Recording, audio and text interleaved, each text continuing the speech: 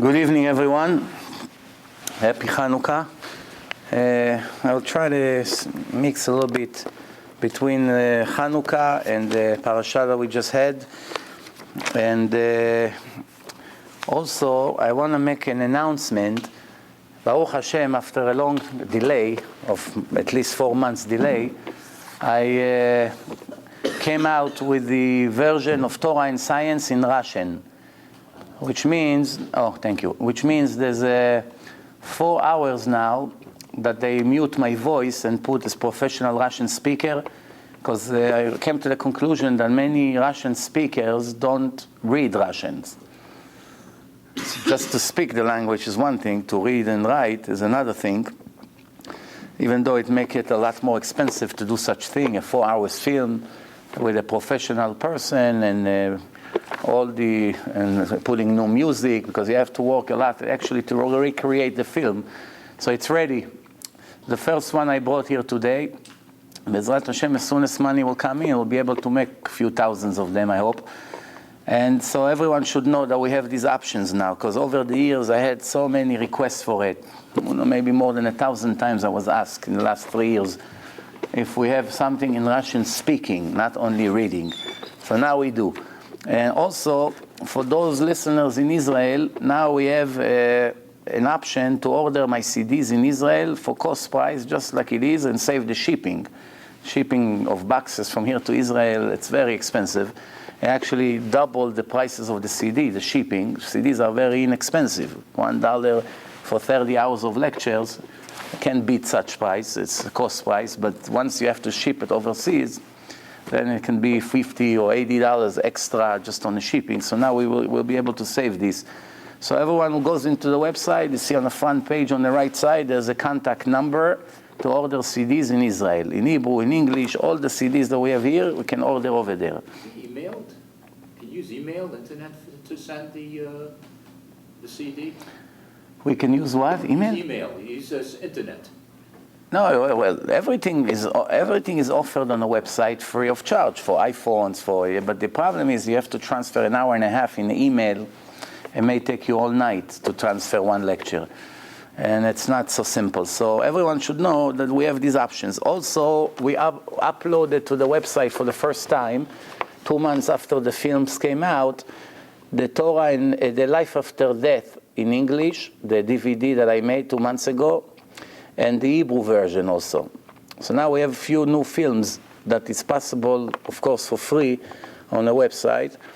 It's the Life After Death film already influenced many people who watched it, because over there I bring all the parapsychologists, the famous ones in the world, that proving in their ways that there's life after death and reincarnation. And then I show that everything that they found, we actually have it in the Torah 3,000 years before. So even though they deserve a lot of credit for their research, which is brilliant research, and also a lot of work to accumulate all the testimonies of people who died and came back to life all over the world from different cultures, people who were dead more than 6 minutes, which according to the medical world, if you're dead more than 6 minutes, even if you come back to life, you're supposed to be brain damage. And we find thousands of cases all over the world in different religions, different languages, males, females, all over, even children that died more than 6 minutes and came back to normal life. And all of them repeats the same story, the tunnel, the light, what happened, the soul is flying above the body.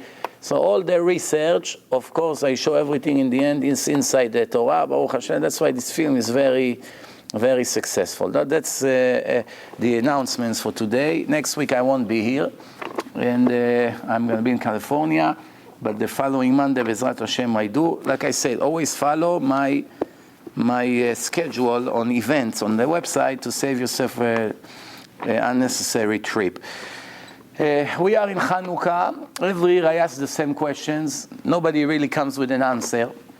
I always ask, how is it possible that the holiday that the secular Jews should hate the most is the holiday that they love the most? Something doesn't make sense here. Because if for instance, there was a Yom Kippur war, or there was the 6 days war, Yom Kippur, you can argue we had a lot of casualties. But the 6 Days War, it's a classic victory, one of the best in history, that in 6 days we destroyed all Arab armies, even in the armies that they teach combats and pilots and everything, when the pilots go to learn how to fight, and then the tanks and all the other soldiers, they don't even discuss this war because they already acknowledge it as a total miracle, this entire war, how the tiny Israel defeated all the Arab armies in days and some places in hours and knocked them all out of business completely. So imagine now the Arabs making a party every anniversary of the 6 Day War. They make a party and it became a holiday for them. So that would be a ridiculous thing, Everyone in the world would laugh. I mean, the last thing you should celebrate is this embarrassment that you had. So the question is, how is it possible the secular Jews, which most of them, not all of them, but most of them are anti-Torah. They don't love Torah. They're allergic to the Torah. They don't want anything holy, anything religion in their territory. They celebrating the defeat of the Torah against the secular culture. Because what's the whole concept of Hanukkah? If you know in Al Nisim that we pray in Siddur, there is the whole nusach that we say to Hashem, you save us. We were little and they were a big empire. So the few won over the huge army. So that's one thing. Then we say the weak one against the strong one. The weak one won.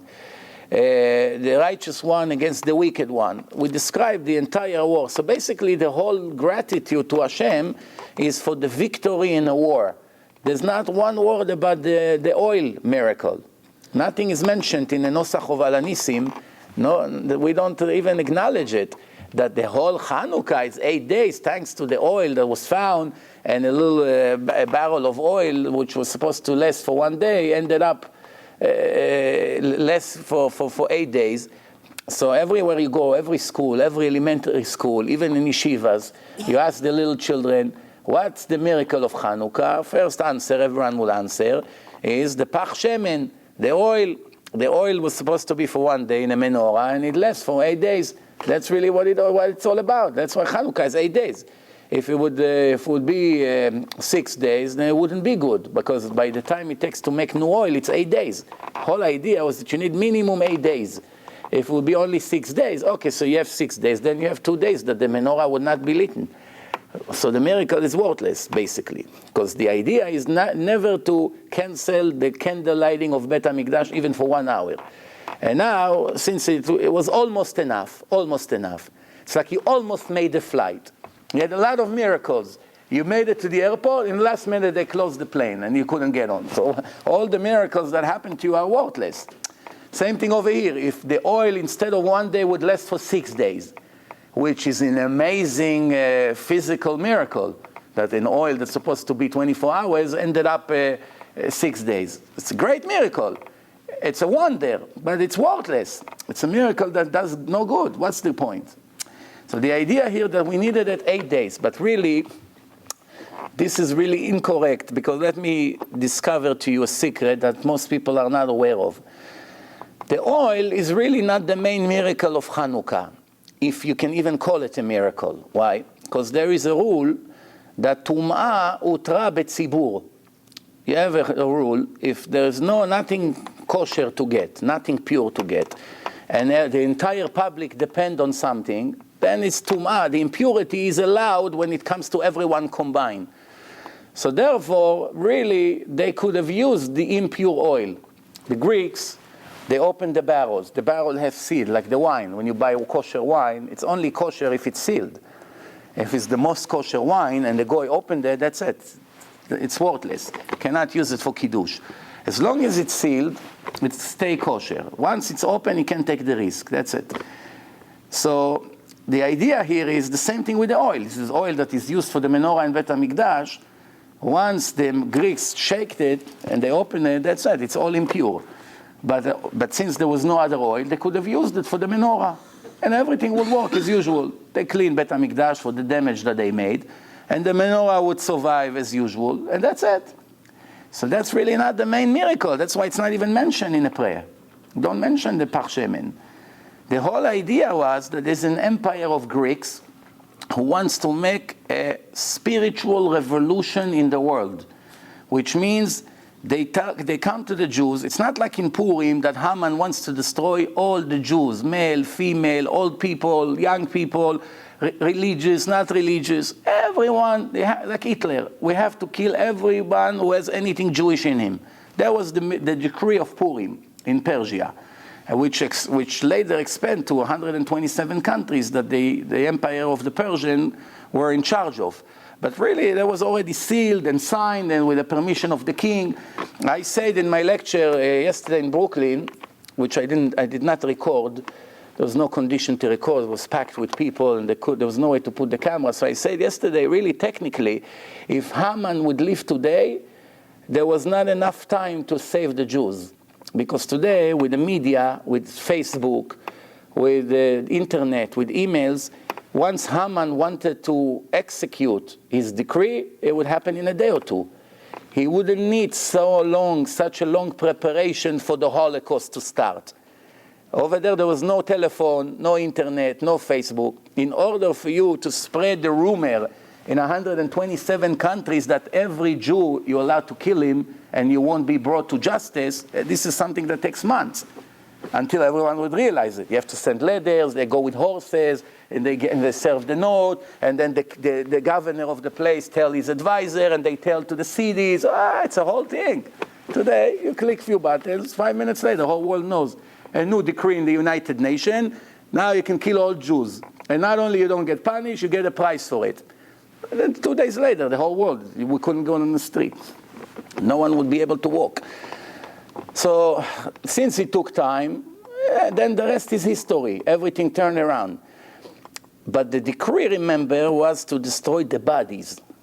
There was nothing against the religion, even though it started because of religious issues.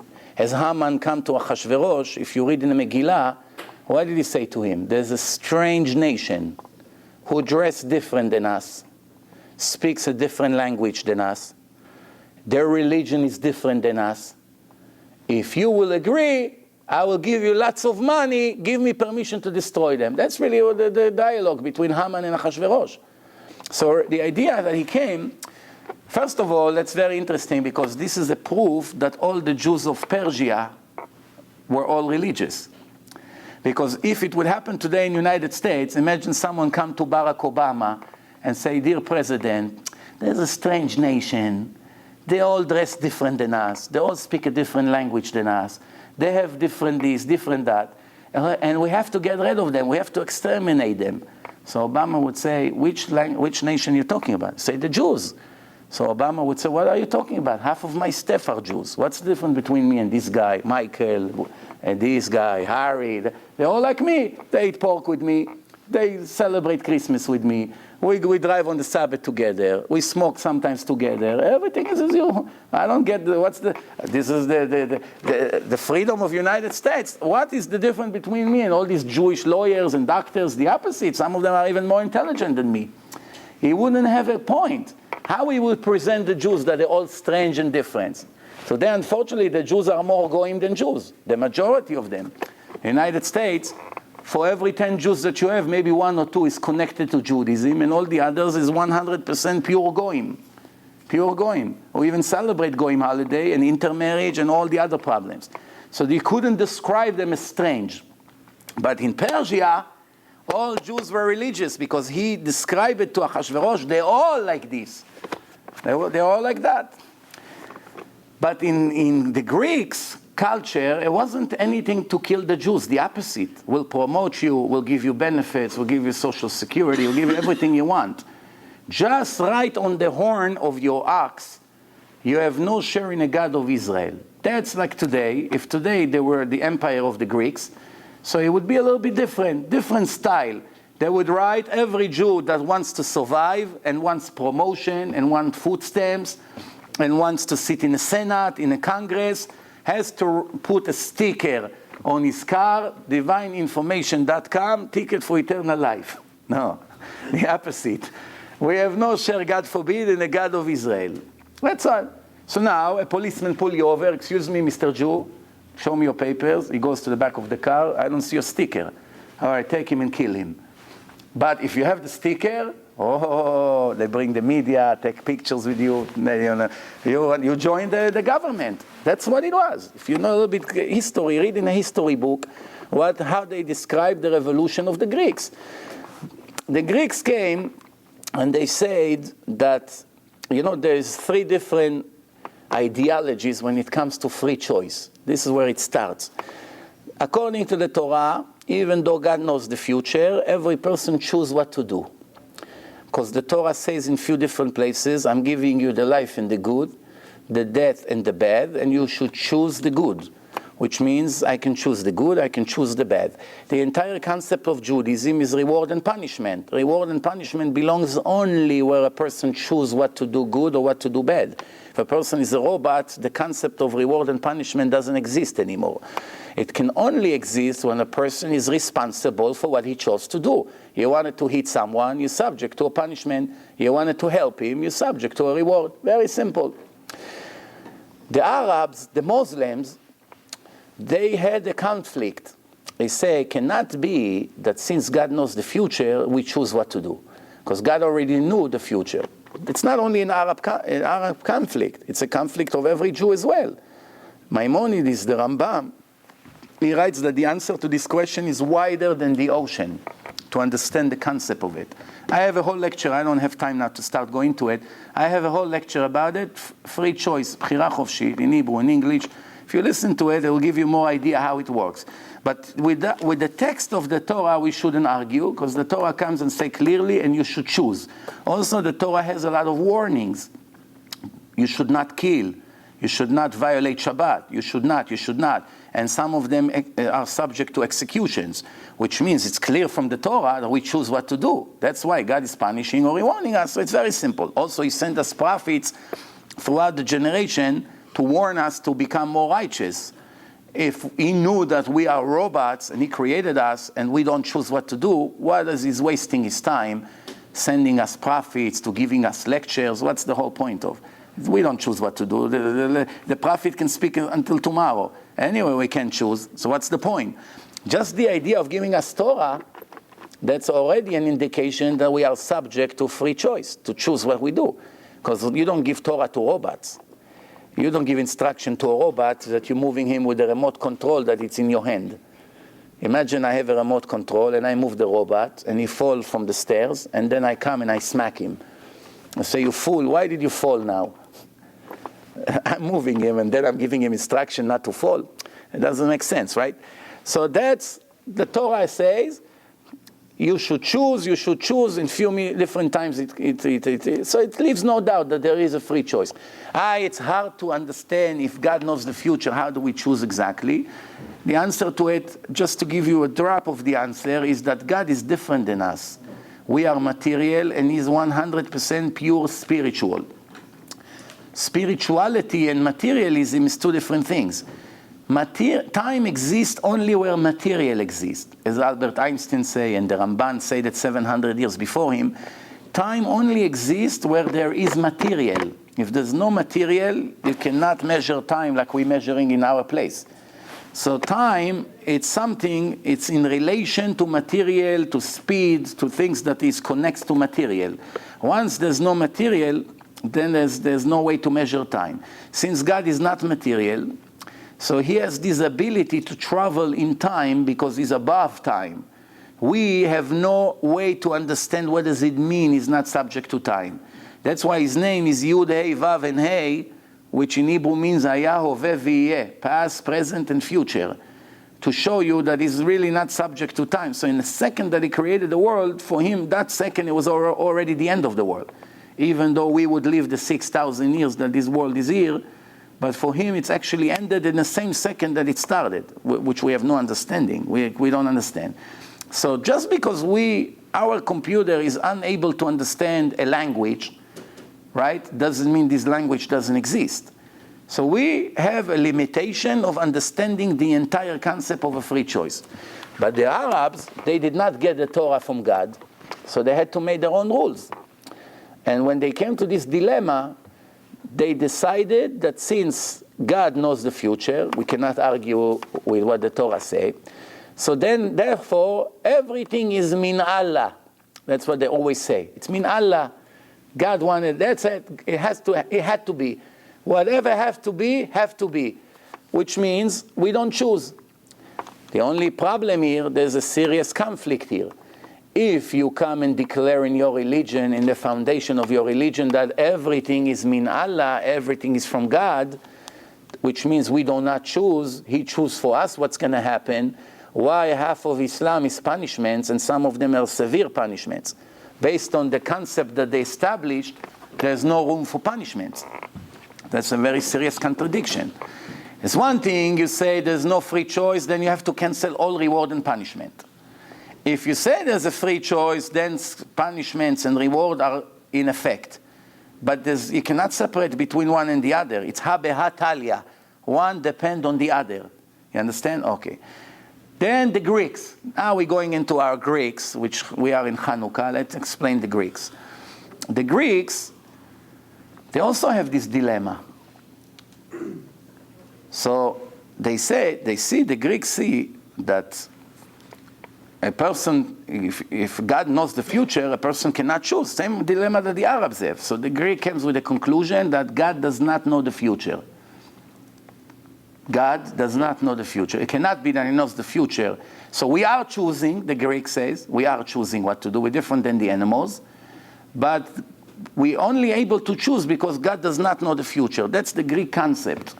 There's only one problem, that the Greeks, who translate the Torah to their language, they came and said that they ignored verses in the Torah that shows with no doubt that God knows the future. For instance, King Saul was running after King David, wanted to kill him. So King David was hiding. Everyone is searching for him. So then it says in Sefer Shmuel that he asked God, if I'll go to hide in a city of Keilah, with Ain, Keilah, would the people of Keilah would turn me into King Saul's hand or no? And God answered him, yes, He will. They will. So you see, it's verses in the text that God knows the future, but you don't even need this, because we have verses in the Torah that human beings knew the future. Prophets. And also, there's conversation between God and Moses, that God told to Moses, after you die, this and this and this is going to happen. So the things that He told him, eventually, now when we know 3,300 years in advance, in time, ahead of time, we see that all the things that He told him, whatever came into the right date, actually happened. For instance, He described to him a Holocaust. What would happen?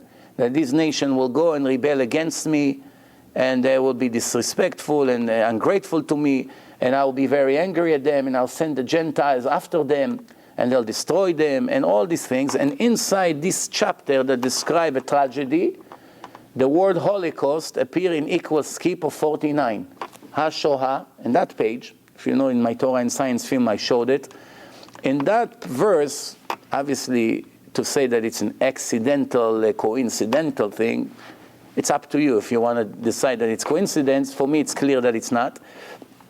Just in this verse, there's words that reflects on the Holocaust, connects to the Nazis, that are appearing in this chapter in equal mathematical skip. For instance, HaShoah in Hebrew, it's Hey, Shin, Vav, Aleph, Hey. Hey, so Hey, 49 letters. Shin, 49 letters. Vav, 49 letters. Aleph, 49 letters. Hey. The Holocaust inside the text. When? 3,250 years before it started. Then there's other words, Adolf Hitler, Eichmann, Rudolf Hess, Ghetto, all kinds of words who connects, spread throughout the chapter. So here you see that God told Moses what's going to happen, and inside He planted codes. Also, another proof that He knows the future. There is a verse, it's also in my Torah and Science film, there is a verse that it says that God said to the Jews that after I will spread you in all the nations, that's a verse in the Torah, the Jews, when the Torah was given to the Jews, they were all in one place. They all were standing around Mount Sinai and they received the Torah. From then until now, we are spread all over the world. As everyone knows, Jews are spread all over the world.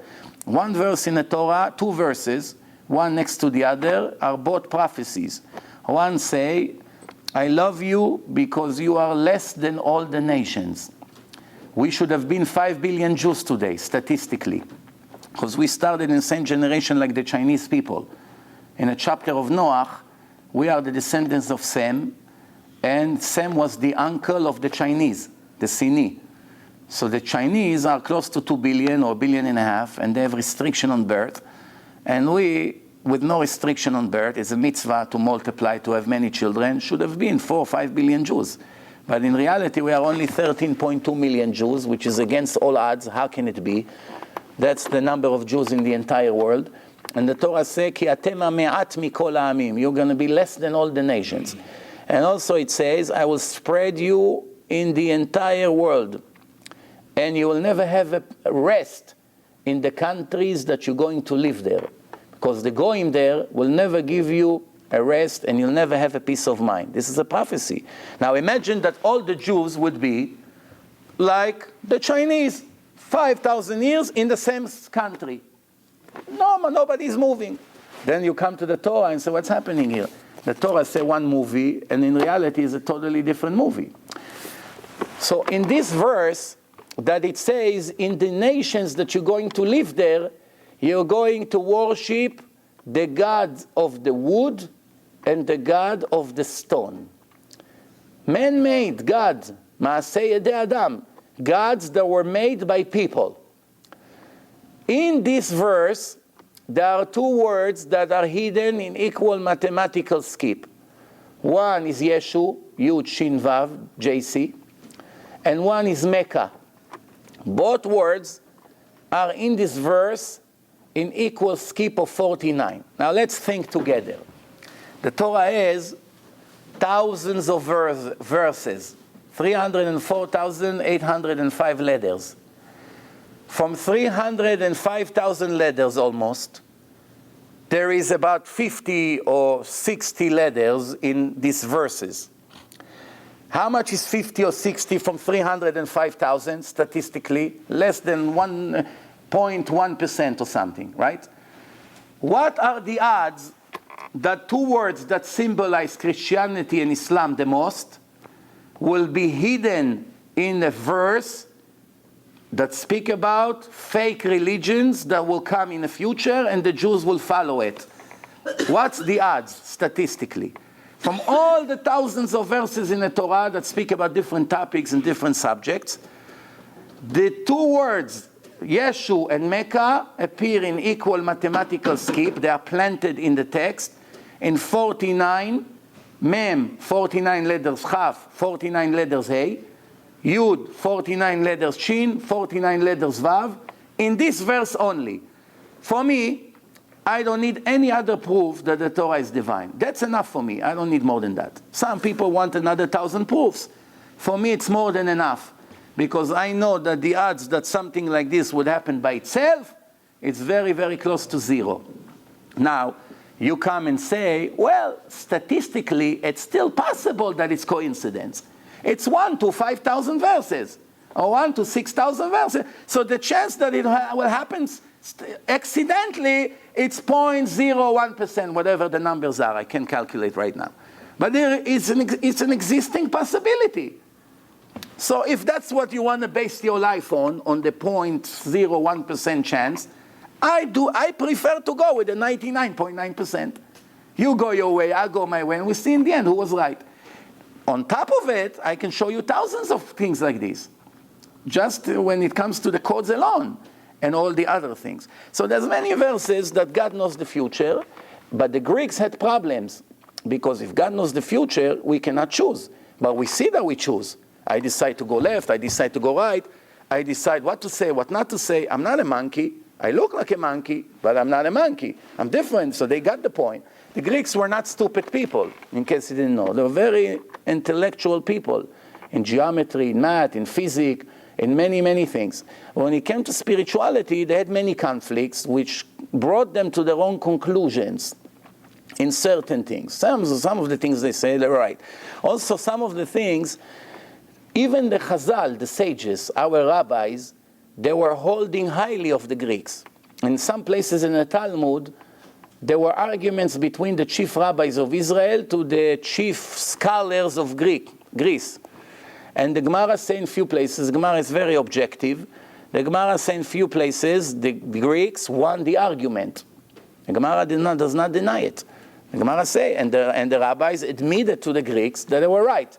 Some of these things today we know retroactive that the Greeks were wrong. They misled because there was no way to know. For instance, there's a big argument, what goes around what? The earth around the sun or the sun around the earth? So the Greeks came and told the world that the world is the center of our planet, our world is the center of the universe. Therefore, the sun goes around us as a flashlight who gives us light. So the rabbis looked in the entire Tanakh. There is no knowledge what goes around what. For instance, the Torah knew that the world is round way before Christopher Columbus.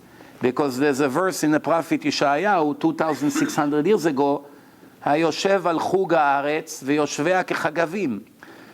God is watching our world, which is a round world, the prophet says. Chug in Hebrew means something you move in a circle. How do you call it in geometry that you make a circle? You stick the needle and it goes around.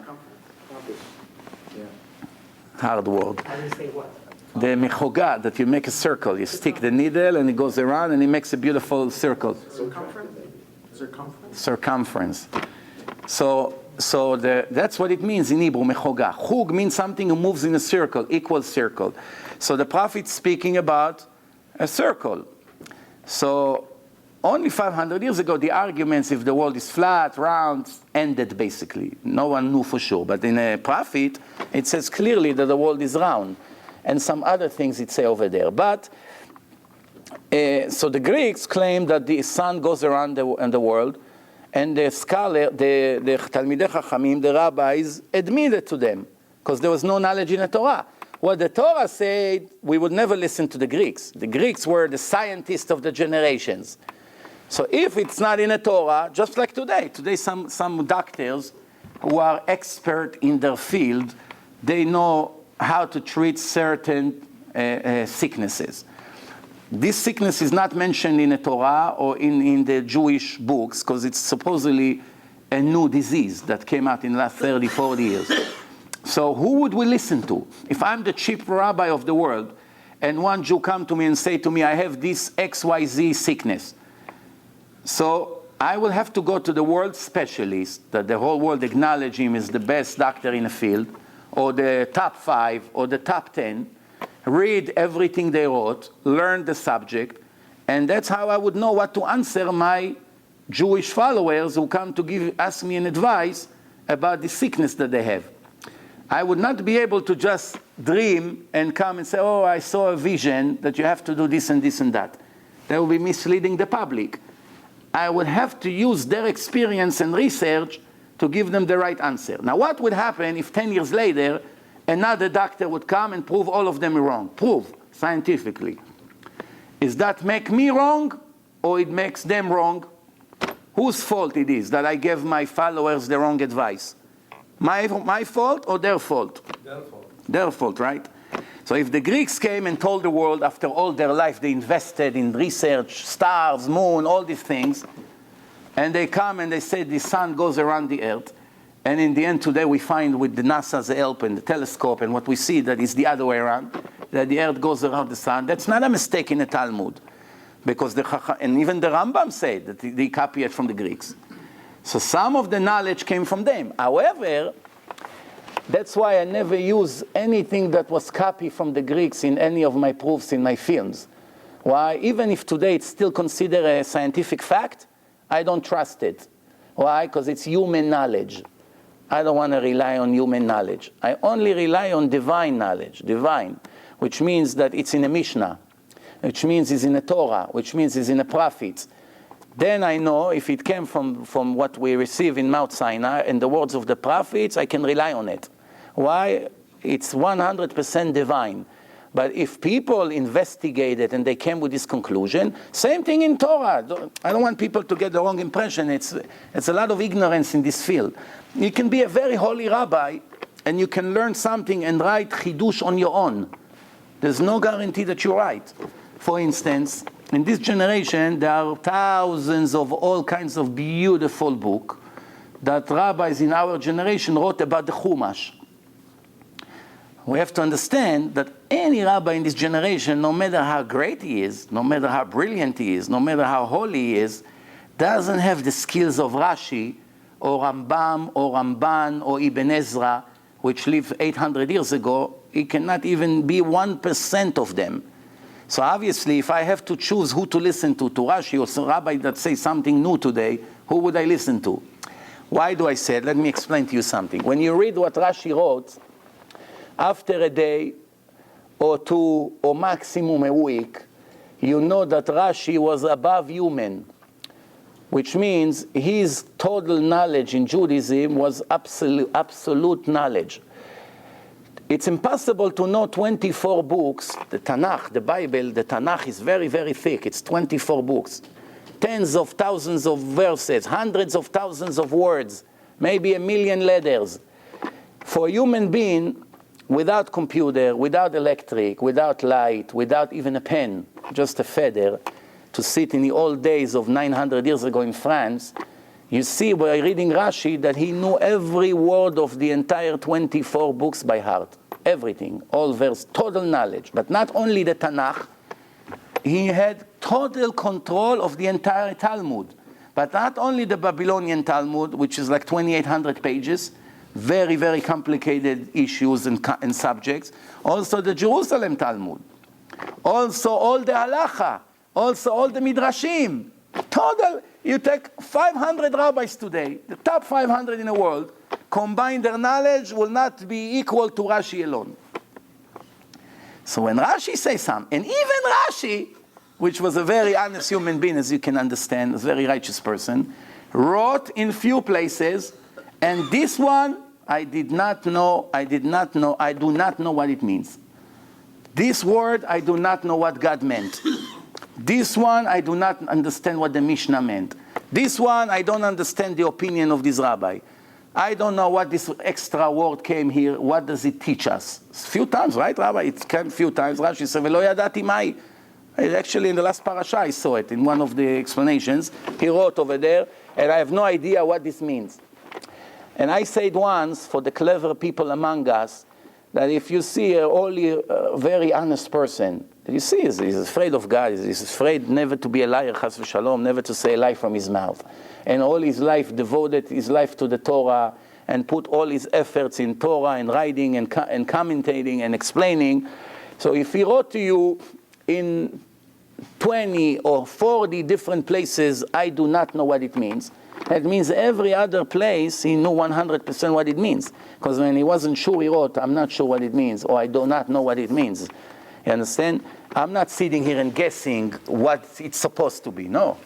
If I tell you this is what it means, that's what it means. So this is it. This is the power of them. Now, you come to someone who lives, is 60, 70 years old, and he is in this generation. And you try to compare him to the same giant, Rashi, Ramban. There's nothing even to put them in the same league. That's why, I tell you the truth, I don't put so much efforts in these books. There's thousands of them out there. You go to the bookstore, from now until next year, you're going to see one after the other. Every rabbi today has to say his words. Can we swear that his words is divine? Absolutely not. It's beautiful ideas, it's beautiful ethic words, it's words of encouragement. Bring this rabbi to me, and I prove to you that we take out the Torah, and I say, hold the Torah, Rabbi, and swear in the name of God that every word you wrote in this book is 100% the truth of God. None one of them will swear. You understand the point here or no? Why? Because they don't have total control of the Torah like Rashi or Ramban or Rambam. That's why. When Rashi told you something, Rashi could swear, because Rashi knew the entire Torah. Everything is in front of him, like on a screen. Same thing at two different doctors. You can go to a family doctor right here across the street and ask him about brain surgery. What does he know from brain surgery? When he went to medical school, 1 or 2 weeks in his life, he spoke a little bit about brain. But that's all his knowledge about brain is 2 weeks of learning. This one, 40 years of his life is digging in brains. Now, if we have 5,000 family doctors, all great doctors, they have beautiful practice and every clinics, all great doctors, 5,000. They say to the patient, you need a surgery in your brain. And this one world expert say, no, surgery not only will not help, will make the situation worse. Who would we listen to? To the one or to the 5,000? The one. The one. Only to the one. Even 5 million, we don't listen to them. Because the 5 million is one that has limited knowledge. So if we have 5,000 rabbis today that have X amount of knowledge, Hashem knows how much, 30%, 40, 50, whatever it is. And by the way, don't think that what I say, they won't agree with me. If you don't believe, bring anyone you want, chief rabbis of the generation, they would laugh. So of course, what's the question? You're comparing us to them? We are like roaches compared to them. The Gemara says, every generation already is nothing compared to the previous one. How the level of every generation is lower and lower and lower. So obviously, this is what it is. So there is a difference between comments, ideas, possibilities to divine knowledge. A verse in the Torah, for instance. That's why in the Talmud, for instance, if the Gemara can bring a proof from a verse from the written Torah, or it can bring a proof from something that was passed from generation to generation verbally, like words of a midrash, or some piece of information that was transferred verbally, but it's not a verse in the Torah. So the Gemara will always bring you the most solid and obvious and clear source. Therefore, if the Gemara will use a verse even from a prophet, like Isaiah, when the Gemara could bring a proof from the actual written Torah, the Gemara right away will raise a question. Why did you bring me a verse from Isaiah or from Jeremiah when you have a clear verse in Deuteronomy 5, whatever? Understand why? Because the idea is that this is the source of everything. The source of everything, which means if there's a doctor in 100% level and one in 90, I do not use the 90 as my proof, even though it's very good. It's good enough. But if I have 90 and 100, I will always aim to the 100, and that's the concept of the entire understanding of the Torah. Now let's move on. So I started, my question is, how the secular people, which behave 100% like the Greeks, stadiums, sport, muscles, shaving their body, gel in their hair, all kinds of sex crimes, all kinds of kochi v'otzem yadi, army, all these things, how they celebrate Hanukkah. Hanukkah should be a mourning day for them. Every time Hanukkah comes for the religious people, they should make riots on the street. Don't let us, the religious people, celebrate Hanukkah. Because Hanukkah is only one idea, that the minority of the righteous people who stuck to the Torah and gave their life for the Torah, won the big empires of the Greeks, with all the Jews who joined the Greeks. They all went down in history and they're gone from the world. And the minority who stuck to the Torah are still rising. Every empire who ran after the Jews disappeared from the world. And this little minority of Torah followers always surviving. Not that we didn't have plenty of casualties. Of course we did. Holocaust, pogroms, non-stop. But there is a promise in the Torah that the Torah will never disappear from the descendants of Israel. Never. And it will happen at the end of the world, because there's no more purpose for the creation.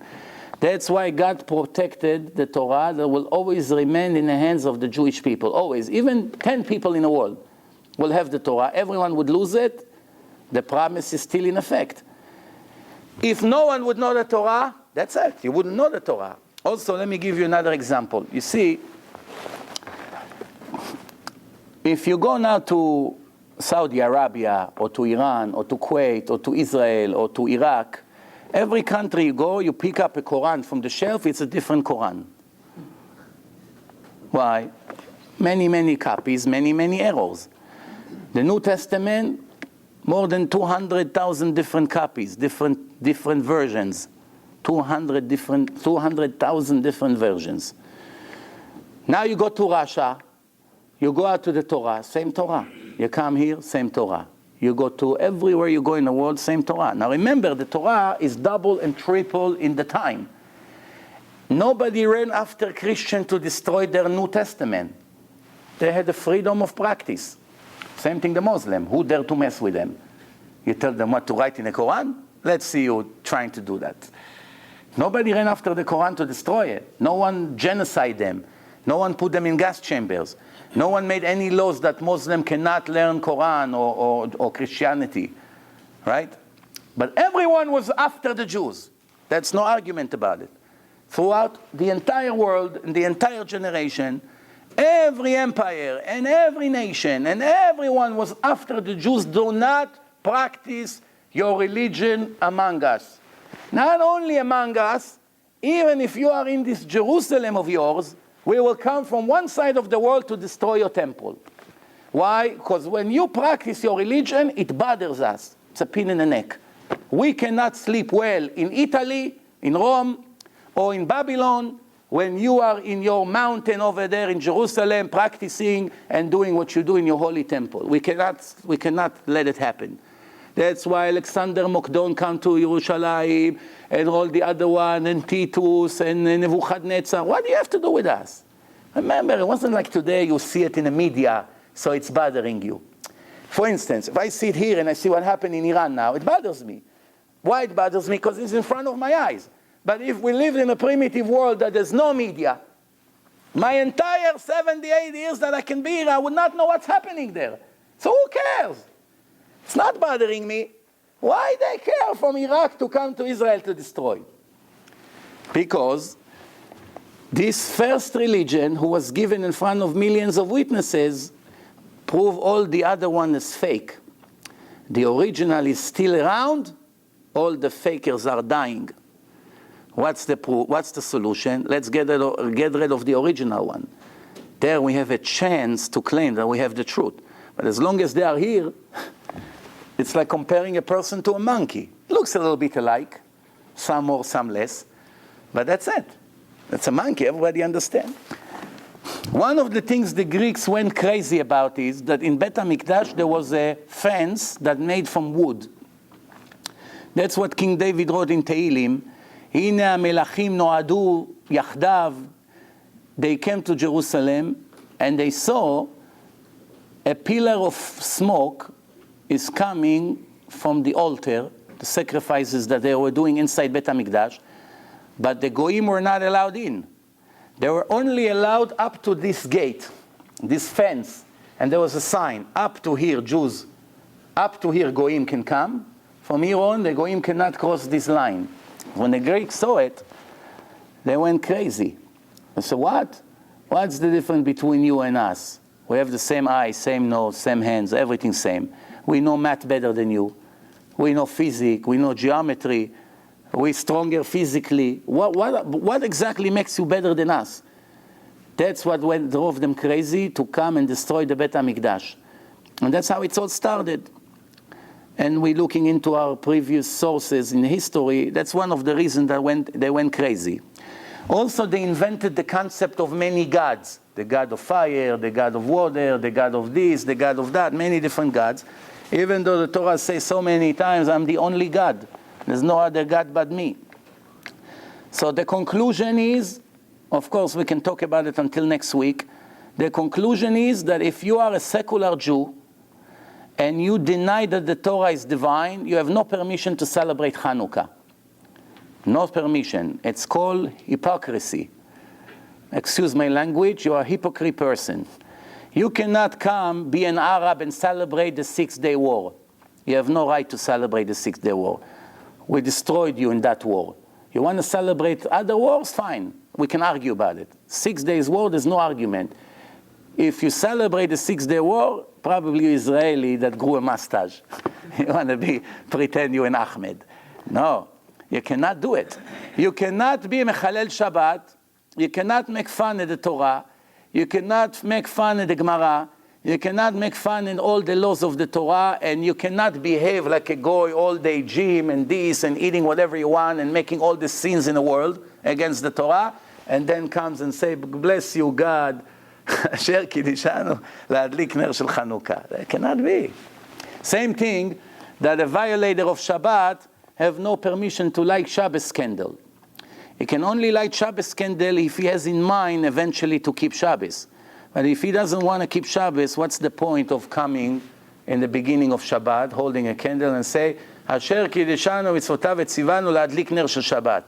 That sanctify us by ordering us to light the candle of Shabbat.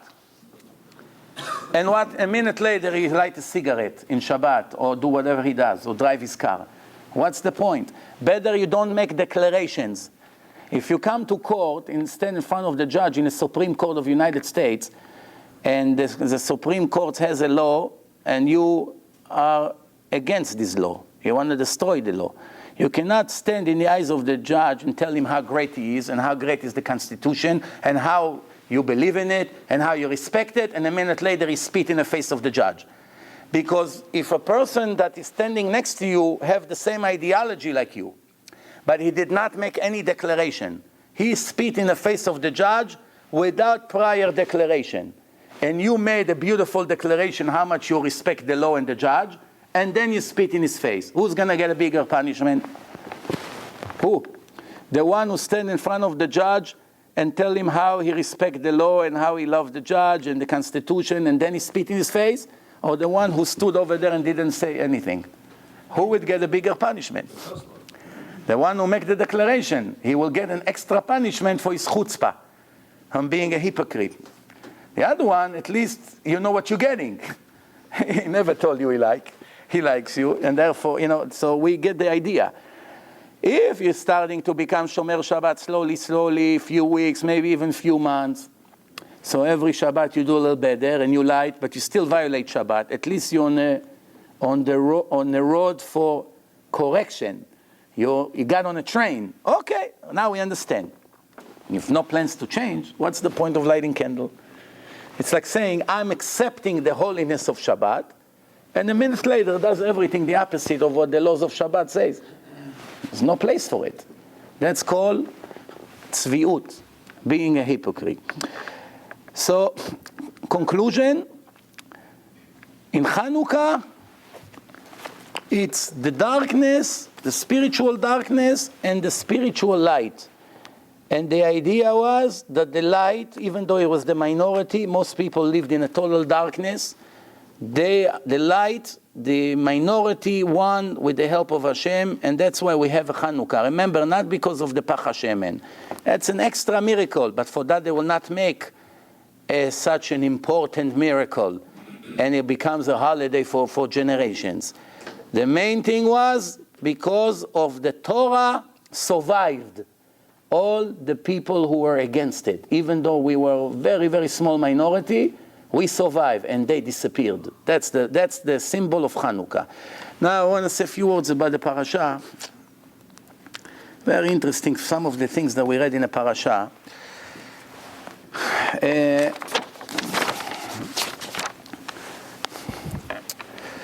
We see in a parasha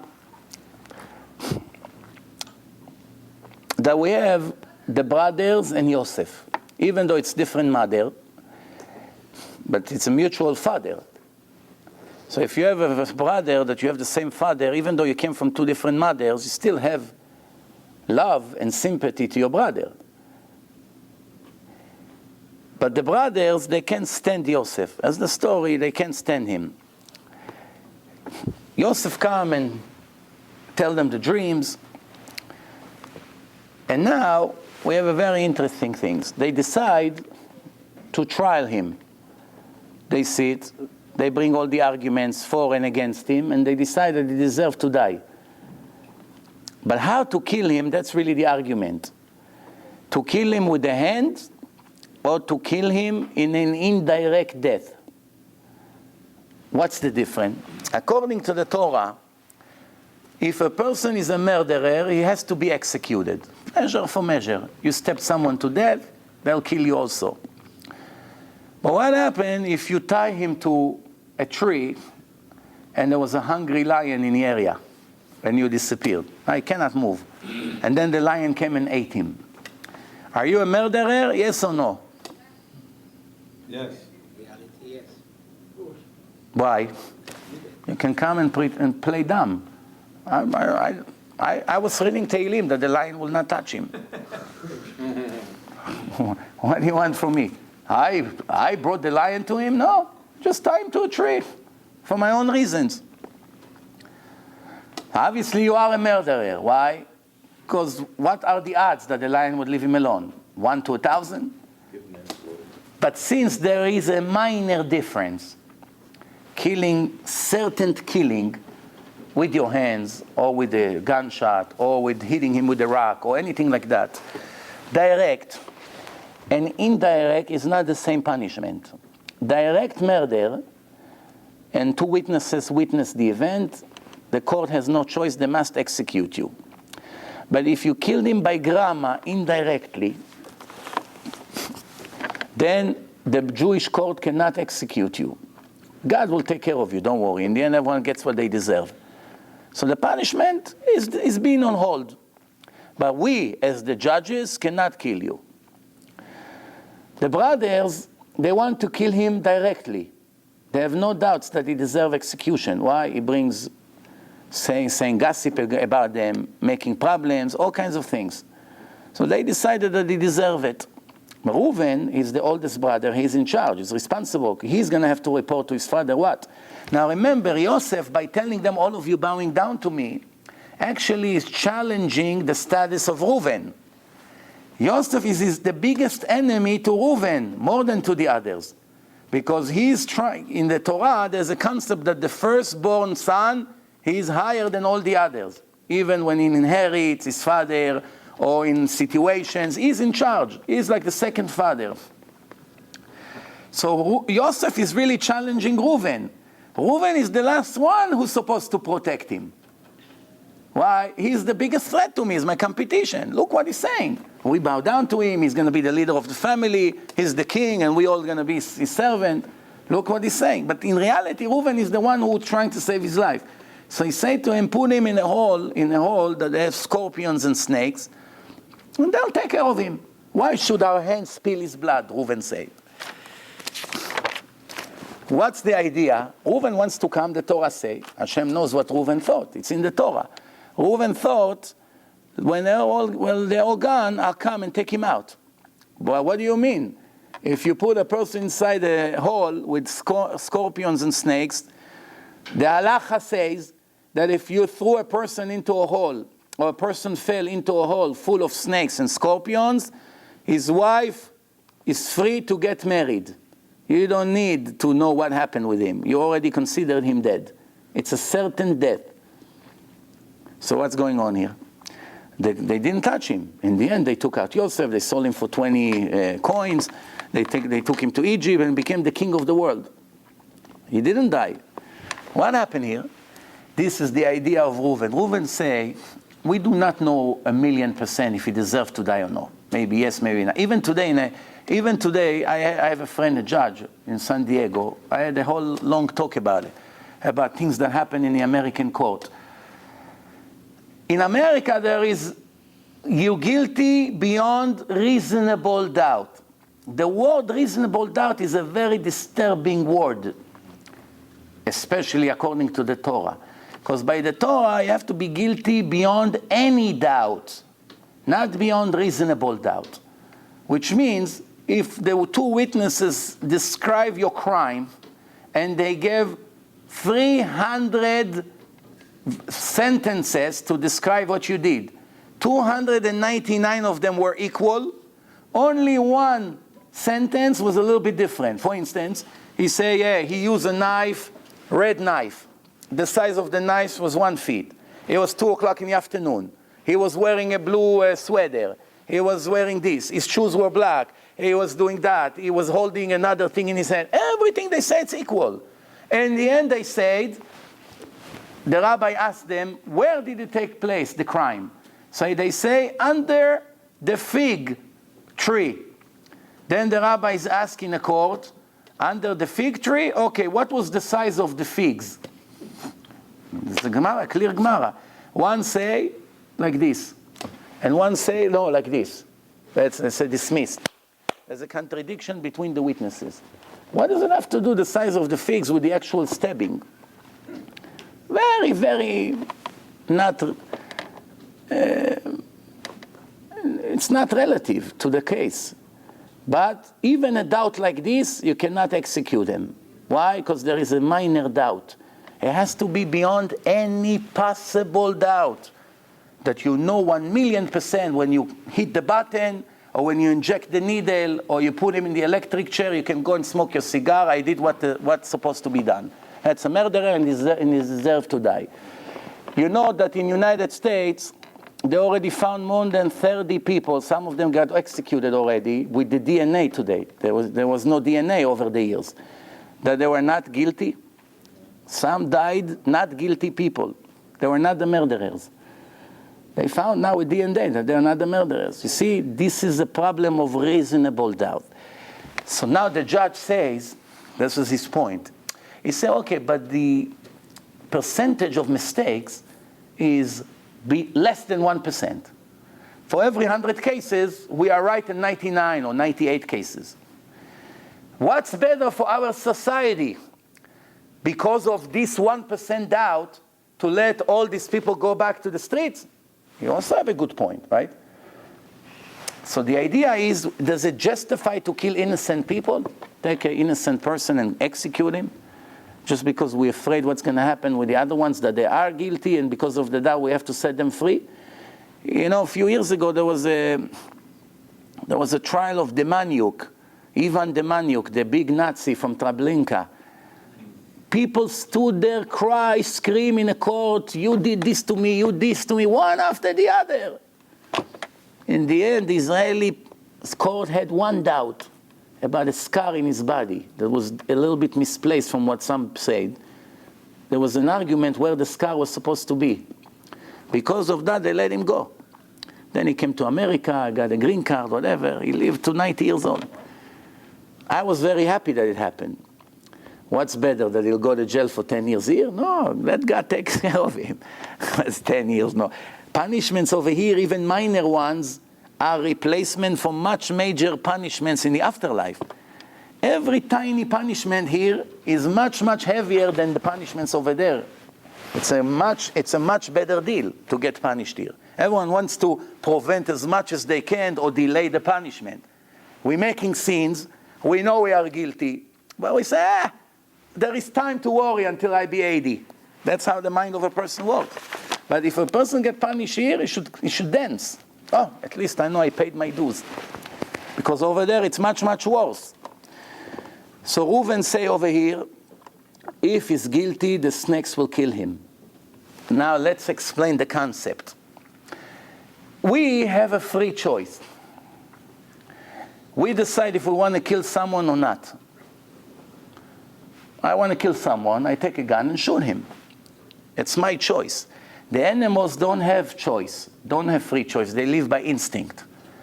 If you put a rat next to a cat, the cat will attack the rat. If you put a zebra next to a lion, the lion will attack the zebra. Imagine you come to the lion and say, dear Mr. Lion, we didn't finish taking pictures. You know, we are from Discovery Channel. We have 5 more minutes. Let us finish the video and then kill him. There's any way to talk to him? He's hungry right now. Can you talk to his mind? Can you convince him to wait 5 minutes? Can you convince him to come tomorrow? We'll give you different food. Leave him alone. He doesn't know anything. He's hungry. He's attacking. That's why there's no jails for lions. No jails. No courts for lions. Nothing. We only try to defend ourselves from them, so we put them in cages. But other than that, no one is holding them guilty. Why? Because they don't have a free choice. 2 million different animals, species that we have in the world, none of them is guilty. We are the only one who can be guilty or not. That's it. So Reuven say, if we will kill him and we make a mistake, we use our free choice to make a big mistake and spill clean blood. But the animals won't make mistake because there's a rule in the creation. Animals are a stick in the hands of God. You deserve to die, Hashem sent you this animal to attack you, or this snake, and he will kill you. just when a tree can fall on your head or any other way. That's like a natural disaster. There's a terrorist attack. Tens of thousands of pieces are flying all over. One go all the way to the end of the bus, boom, in the head of a person. There's another 80 people around him.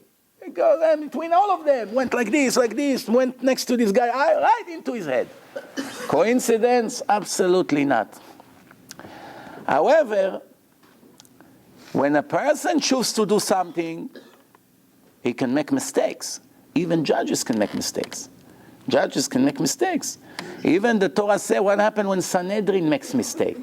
You know who were Sanhedrin? 71 holiest people in history. Holiest in history. They first of all knew all the languages. You had to know all the languages because you have to speak to the defendant in his own language. No interpreter. Today in a court, it's all interpretation. What are you, amigo? ¿Qué pasa? Oh, no English, senor. Okay, amiga, come, yalla. Now this amiga, she can change few things. She can change. I don't know how many other people check this amiga, but let's say she's the only interpreter. She doesn't like this guy, I don't know, whatever. She doesn't like the color of his skin. He's from Peru and she's from Mexico. There used to be a soccer game from Ecuador and this. After the war, after the game, they had a big war. They killed thousands of each other because one team won the other. So, you know, Argentina against Brazil, you know how they hate each other because of a stupid soccer game? So she said, oh, this guy is Brazil. They won the championship. Let me give it to him. So the judge says something, so she changed one word. And he didn't get the point. And now he's going to get killed or whatever, he's going to sit in jail for one extra word. There's always a risk in interpretation. That's why the judges must speak your language. The Torah is very, very sensitive to justice, very sensitive. So, what do we see here? The whole concept of Yosef. Now we have another point here. There is a rule, Shlichei mitzvah enam nizokim. A messenger of a mitzvah is have extra protection. You have X amount of protection every day, but if I'm going to work now, I'm not in a mitzvah. I'm going to make money. If I'm going to eat pizza now, I'm not in a mitzvah. If I'm just walking because I'm tired, I want to wake up, no mitzvah. But if I go to give a lecture, now it's a mitzvah. I'm supposed to have a special protection. Terrorism, attack, this, hurricane, all kinds of things that happen. Supposed to have extra protection on the way to go to the mitzvah and on the way back. In that case, how Yosef that was doing a mitzvah that his father sent him to look for the brothers, so he's listening to his father, it's kibud avaim, respecting his father, and he found a man somewhere, and he told them, I heard that they're going over there, and he followed them, and now they killed him. They put him in a hole. If he was a messenger of a mitzvah, how did he ended up with scorpions and later they sold him as a slave and he went to Egypt and was 12 years in prison? Can be a bigger disaster than this? The answer is a tragedy and a disaster is not really a tragedy and a disaster like we think. That's the answer. Anyone here can raise his hand and say that the fact that he lost all his money or his shop, or his ex-wife, or chas v'shalom a baby that was born and died, or his citizenship, or his house, or anything that happened to him, he can swear that it was a negative thing? Maybe it was the most positive thing ever happened to you. I'll give you an example. Yesterday I got an interesting email. There's a guy in Israel, is Baal Tshuva. He became religious. So he's working in a company that towing cars, tow truck. He drove in Savion. Savion is one of the most expensive neighborhoods of Israel. Like saying Beverly Hills, I don't know, Old Westbury, a very heavy neighborhood. So he goes in Savion, every house is millions of dollars there, and he sees a fancy lady driving a Lexus in Israel. If you have a Lexus in Israel, if a Lexus costs $100,000 here, in Israel it's right away $220,000 because 110% tax automatically to the government to pay for the missiles. You know, to protect us from the rockets who the Chilul Shabbat sends to us. Instead of educating the people to stop being Mechalel Shabbat, we have to spend $60,000 of every missile to shot a rocket that costs $200. Every rocket the Palestinians shoot, $200. To try to protect us from this rocket, we have to shoot $60,000 towards it. And sometimes we have to shoot 2 or 3. So every rocket, every $200 that the Arab throw, the Jew has to throw maybe $100,000 to try to protect. There's a much cheaper way. Start keeping Shabbat. Start dressed like a human being.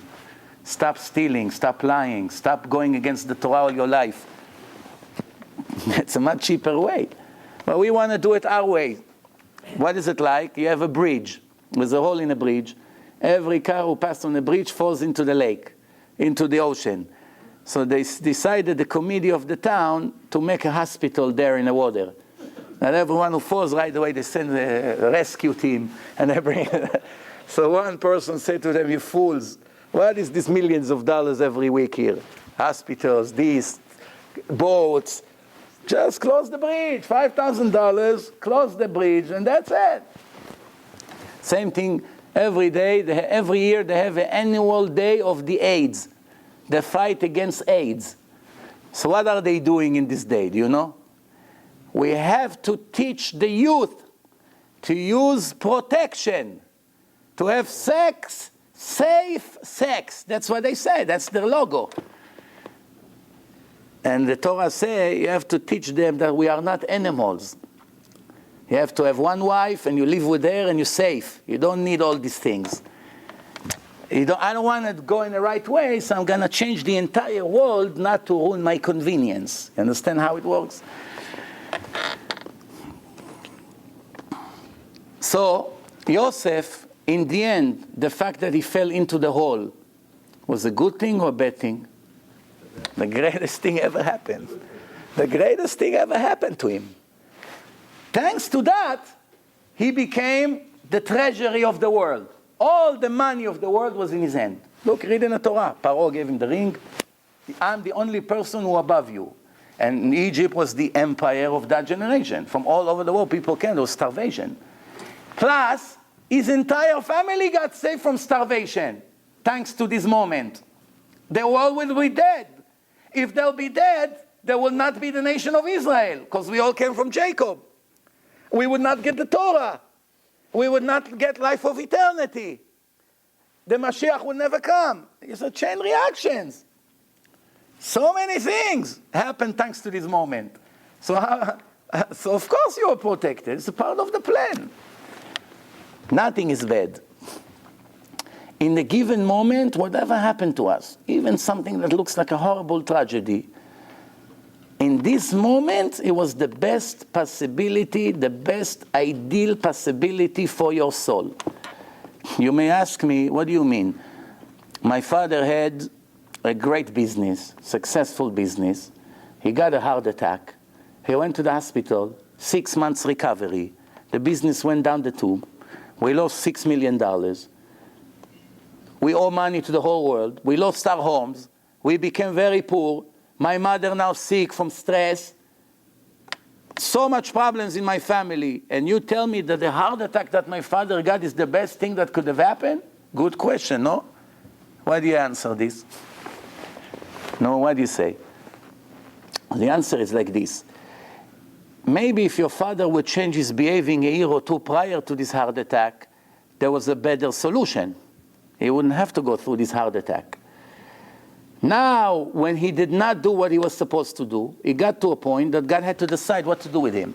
In this moment, he will give him the possibility that is the best for him. Could have killed him, could have chopped him to pieces, could do a lot worse than this. What's gonna cleanse his soul right now? This is the only way. On my way here, I got a call.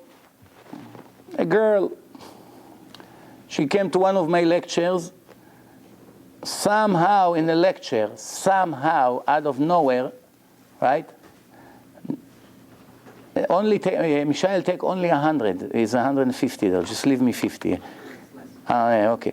So whatever. Okay. So in the middle of the lecture, all of a sudden, you know me, I start with one subject and then I came to Israel and I found myself in Japan. So all of a sudden, I started to talk 5 minutes about abortions. I don't know. I sometimes myself wonder how I'm aiming at one thing, and all of a sudden my mouth is saying different things. Especially later when I listen to the recording, I say, well, that got through my mind.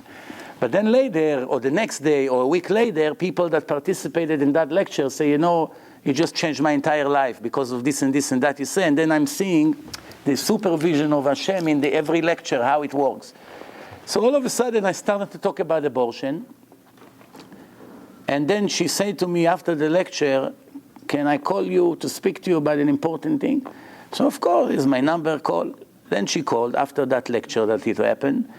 And he found out that a day before I spoke about it, she just made an abortion. So now, she said, I wish I knew you 5 days before. 5 days. When I scheduled my 5 days before, and now it's killing me, I have no life, whatever you can say. So I'm thinking to myself, okay, but obviously it was much better if you meet me 5 days before. Maybe we'll save the life of this innocent baby that just got butchered. But on the other hand, like we say, better late than never. What good came out of it? Now she decided to become keeping mitzvot. So something good came out of this tragedy. Without that, probably should never come to a lecture. She felt guilty after that. All of a sudden, she came to a lecture. Look how, even in the worst tragedy, you have to see the light. Thanks to that, she came to a lecture. The lecture made a great impact on her. Next thing, she takes CDs. Next thing, she's already thinking about keeping Shabbat. In another month or two, she's going to be fully religious. So what's going to be with this murder that she committed? It will be 100% forgiven. So I told her, in the end of the conversation, I told her something that I tell each one of you. Tens of thousands of times I repeated it already in the last 17 years.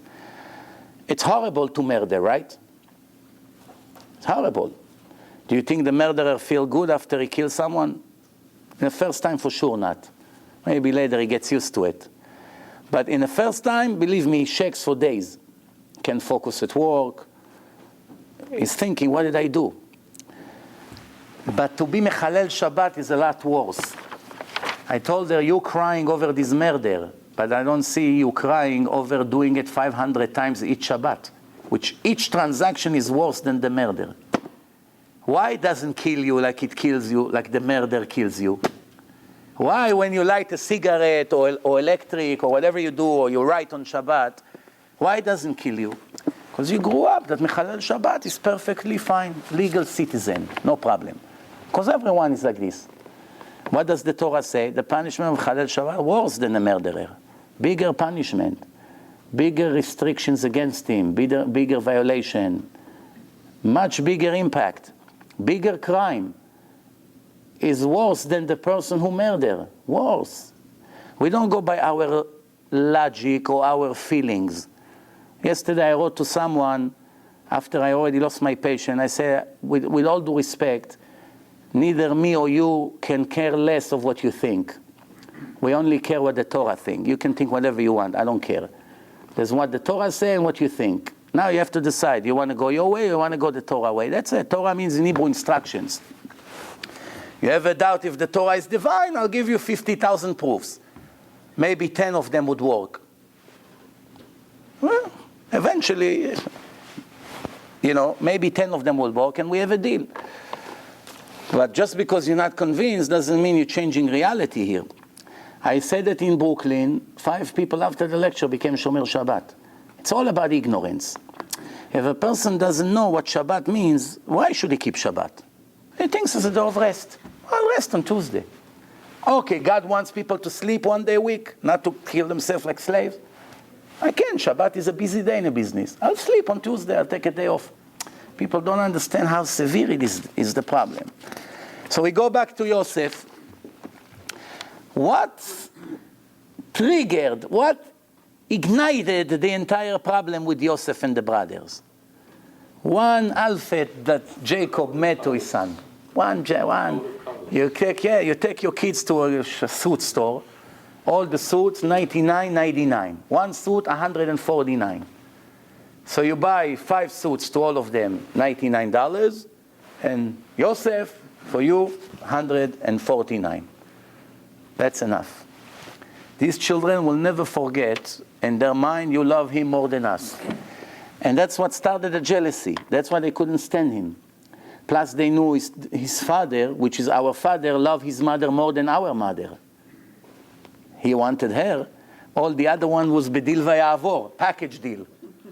You know, you buy one thing, they give you 3 more on the way. You know? No? You come to the bakery, they give you a challah, $7, big challah. They give you 3 more rolls. Bonus. You buy a big kugel, they give you 3 little ones. You understand? That's how they felt. Jealousy created this whole problem. But even with this, salvation came to the world. We came to Egypt, we came out of Egypt prepared for receiving the Torah, and the rest is history. Now there's one question. Who cares what the Arabs were carrying? The Torah doesn't speak about minor issues. Every sentence in the Torah is a very important sentence for generations. Who cares that the Arabs that usually carry oil, that it stink, oil, gasoline, that day they did not bring gasoline or oil, whatever you want to call it. They brought perfume, rose water, whatever it was. Rosemary, whatever. Who cares? What does it have to do with the story now? I always like to ask this question. Imagine now the police come, the FBI comes to a person, to his business. They seize the place. They take all the jewelry, the gold. They put sign. They take all the customer out of store, CNN, all the cameras. They put handcuffs on his hand, push him in the things. He's facing now 4 years in prison, allegations, this. So they say, the policeman gave him a glass of water. Ah, what a salvation. His life is over. Everyone talks in the news.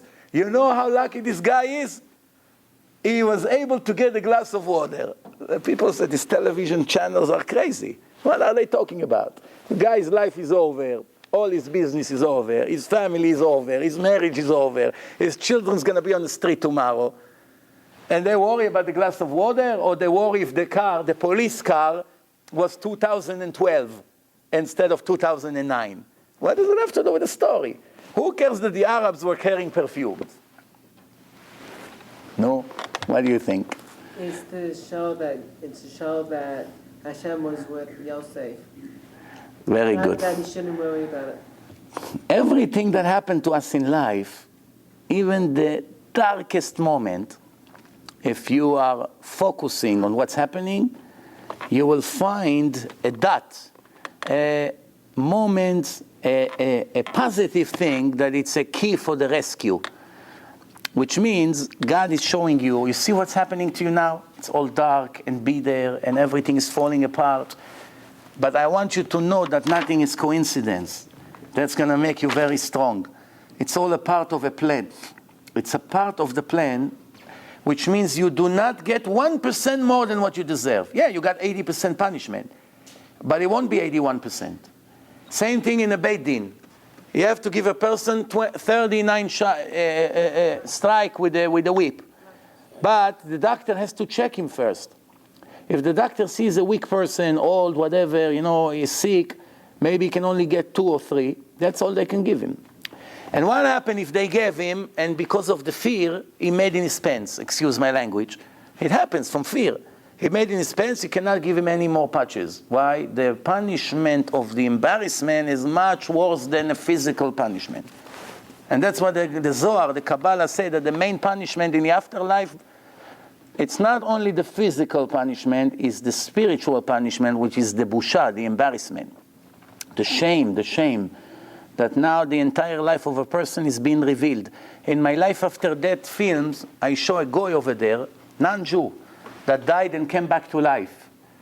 And he said, his words make a big impact on me, this guy. Not that I didn't know it. I knew it, but it's always better to hear it from someone who had an experience. The guy say, they showed me there my entire life. And they showed me that basically in my entire life, I did not achieve anything. I did not complete anything. I did not do one thing right. The goy said, the non-Jew, all he has to do is to keep 7 laws, that's it. I did not achieve one thing in my life. I did not do one thing correctly. I was thinking to myself, I wish I can go back to the beginning and do the whole thing all over again correctly. I felt major disappointment that I did not achieve anything in my entire life. Now multiply it right away by 80. We have 613, he has 7. Right away multiply it, that's the difference between us and him. If that's what he felt, take his feeling, multiply it right away by 80 or 90, that's what a Jew would feel, because a Jew has a much bigger obligation. 2 soldiers don't have the same obligation. One has to cook the soup, one has to fly the F-16. Who has a more important and responsible job? The one who makes the soup delicious or not so delicious? The army is not going to fall apart because of the soup. But imagine the Israeli jet pilot by mistake will knock a bomb on Al-Aqsa Mosque. Imagine what would happen in the world. 1.5 billion Arabs will go crazy. This time, they for sure will walk towards Israel, and Israel will be full of Ahmeds and Mustafas all over. You understand? So, this is it. One more thing before we finish. I have 5-10 more minutes. Let's go on another topic of this parasha. We have something very interesting here in this parasha. Judah, we call Jews Yehudim after Judah. Why we don't call Reuvenim? Why we don't call Yosefim? Much better name, Yosefim. Was more righteous than Judah. No, the Torah says Yosef HaTzadik. Why the Torah didn't decide, why Hashem didn't decide to call us Yosefim? No? Shimonim. Leviim is one family. I'm talking the entire nation of Israel. Why? Why Yehudim after Yehudah? If you read the story of Yehudah, believe me, even after what I'm going to say, you still have a lot of question marks. It's very, very deep. Very, very deep. You can learn about it here from morning to night to understand it. It's very complicated to understand. But I'll tell you a little bit, just a little bit, the icing on top of the cake, just for us to get an idea what's happening here. We have to remember that this is prior to Matan Torah. The Torah wasn't given yet. But that's not an excuse, because the main people of the Torah, even prior to the Torah, had the knowledge of the Torah. The Torah testified that Abraham was keeping the mitzvot. Abraham was like more than 200 years before the Torah was given. The Torah say, God say, Ekev Hashem shamar Avraham et mitzvotai v'torotai. I love him because he kept my Torahs and my laws, and I knew that he will inherit it to his children after him. That's a verse in the Torah. So there's no question if Abraham kept the Torah or not. He did keep. The same thing Isaac. Same thing Noah. 900 years before the Torah. After the flood, Noah took 7 pure animals to sacrifice to God. How did he know which animals is pure? It all comes from the oral Torah, all the laws of purity of the animals, what to check, what not to check. How did he know? So you see, Noah had knowledge. Even Adam had knowledge. Adam knew 6 mitzvot. Noah knew 7 mitzvot. Shem va'ever had a yeshiva. Not like today. They didn't learn Gemara and Rashi, but they had a school that teach the laws of God. What laws? Only 7 laws. There's no entire laws. There's no constitution yet. There's only 7 laws for humanity. And Shem and Ever, really, you know who was Ever? Who was Ever to Shem? Shem and Ever. Shem is the son of Noah. Who was Ever? You know who was Ever or no? Ever was his grandson. 4 generations. You have Shem, 1, 2, 3, that's Ever. So I don't understand. If we have Rav Ovadia Yosef, that Bli Ayin Hara is 93 years old, he has a son that is, let's say, 60. Then he has a grandson that is about almost 40. Then he had a grandson that is 20. So Rav Ovadia, 93, and his grandson, 20. They have a yeshiva. You mentioned the name of his grandson next to him. What's happening here? Do you ever think about it? There's a grandson, Shem va'ever. תעשה ישיבה of Shem. because it was really the yeshiva of Ever. That was really it. Otherwise, the Torah wouldn't mention his name, but Shem Va'ever. Ma, putting the chief, biggest Shem, you know who was Shem? Shem is the father of Tamar. Now we get the story, what's happening here. If someone hates the Jews, his name is anti-Semite, because we came from Shem. So now, Judah have 3 sons, Onan, and Shelah. Doesn't want to make his wife pregnant. Look how it's appealing to us today. Exactly the same thing. It's 3,400 years ago, but it's exactly like today. People behave then. He sees his wife is a Miss Beauty. Very pretty woman. She's a very modest woman, but very, very pretty, and she has a nice body. So he says, I don't want to make her pregnant because she would lose her beauty, because she'll be extra weight. She won't be as attractive. I'm not going to make her pregnant. The Torah says Hashem saw this, killed him. No second chance. Remember, he wasn't a Jew, because there's officially Judaism didn't start. It was Hebrew, the descendants of Avraham Avinu, but there's no Judaism officially yet. So Hashem killed him. Some said that from here we learn that even a Gentile not allowed to waste his seed. But some say, no, it's not approved. It's a big argument. I once learned that a few years ago, because he wasn't a Jew and God killed him. Not him, from his brother, Onan. We'll see in a minute what's happened. Now we have a rule. If a brother dies without children, one of the following brothers have to marry his widow and conceive her in order for him to establish continuation for the deceased brother. Which means, according to Kabbalah, the deceased brother will return in reincarnation in this baby, and I will bring back your brother to life and give him continuation. That's the secret of this law. It's called Yevum. What happens if none of the brothers agree to do it? They get all kinds of privileges. For instance, they don't do it for free. If he left a nice house, they get the house. He left money, they become the husband, they inherit their brother. But let's say none of them wants this wife, for whatever reason. They don't like her personality, her look, whatever the case is. They don't want. Then one of them has to come and give her chalitza.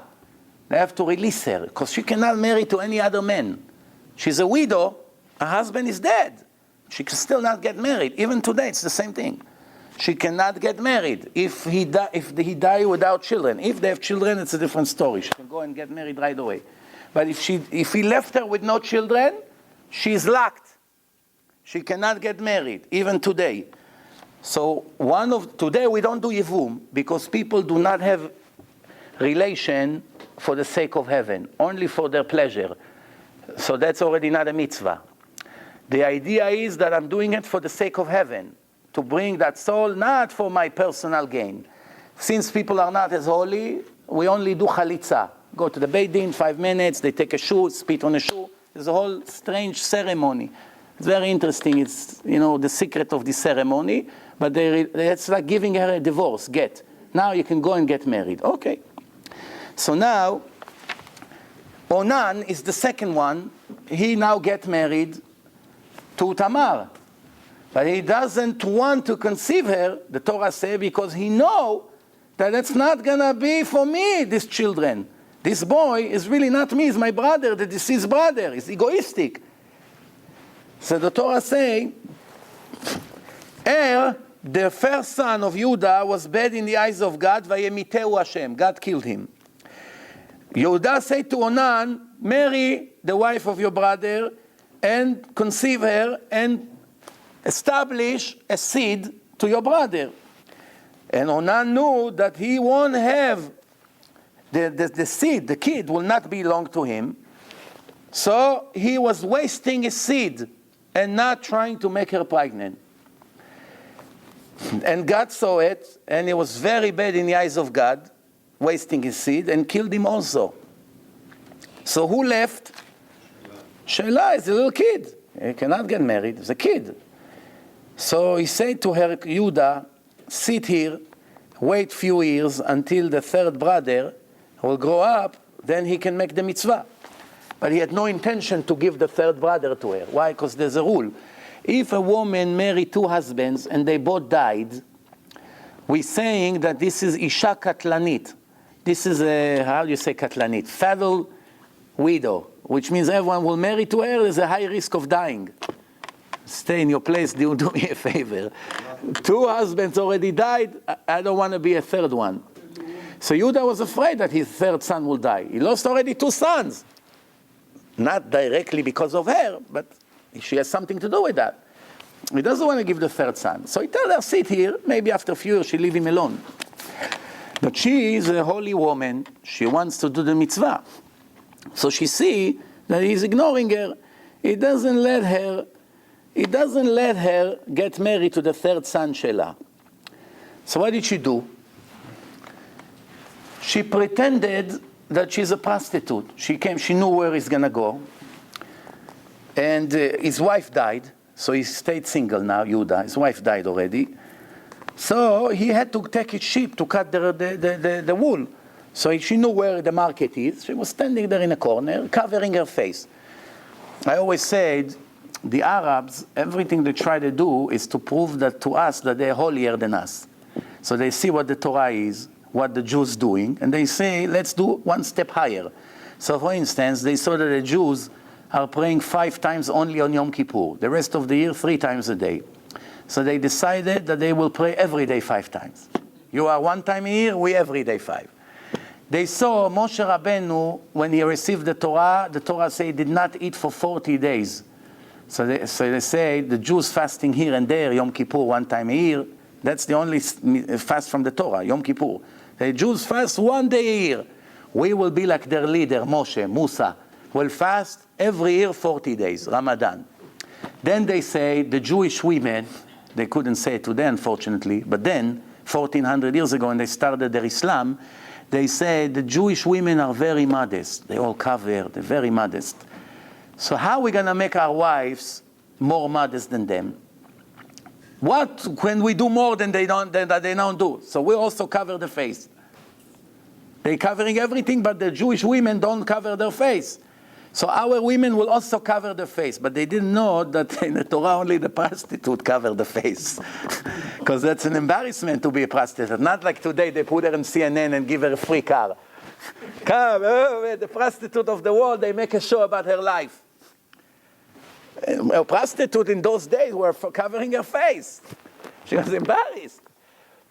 So she's standing over there, she's covering her face. She was living in his house, he doesn't recognize her, that's how modest she was. So he come to her, he wants to marry her now.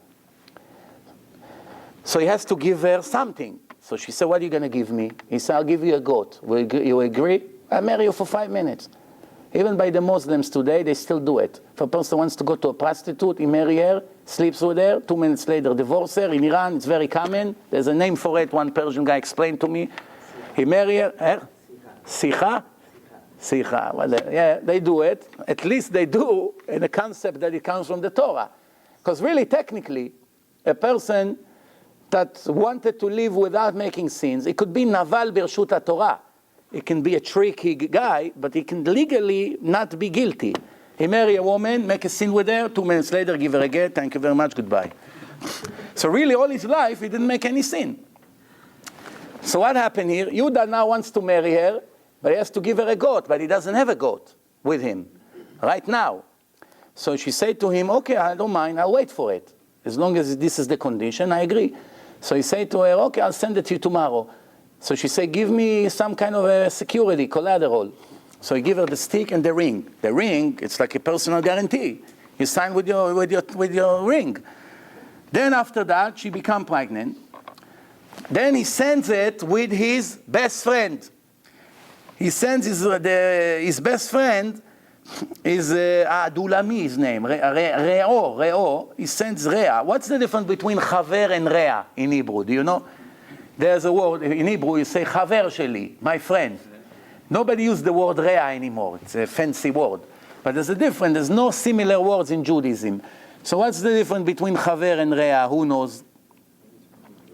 Huh? Chaver means, it comes from the word leitchaber. Someone who you have a contact with. partner, neighbor, anyone, colleague, someone you cannot stand, it can still can be called your chaver, because you're together, you're a team. You work with him together. But that's not someone you can trust. Rea, it's someone that you can tell him all your evil secrets, and you know 100% nothing will come out of his mouth. You can trust him 100%. How do we know it? We learn it here from the story of Judah. Everything we learn from the Torah, nothing from our own hallucinations. The Torah say, Judah trusted his friend to send the goat to this prostitute. He doesn't know that she's his daughter-in-law.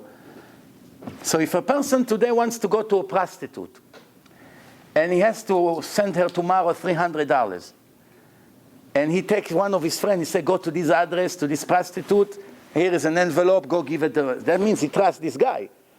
Today, if you tell it to your friend, 2 minutes later, it's all over the news. He called the newspaper, I have juicy news for you. How much are you going to give me? But he was trusting him, even though he didn't make a scene, but it's still an embarrassing thing. So he sent him, he takes the goat, but she's not there. He asked him, where is the prostitute was here a few days ago? There's no prostitute here. It's not 6th Avenue here. That's what they say. So how did it end?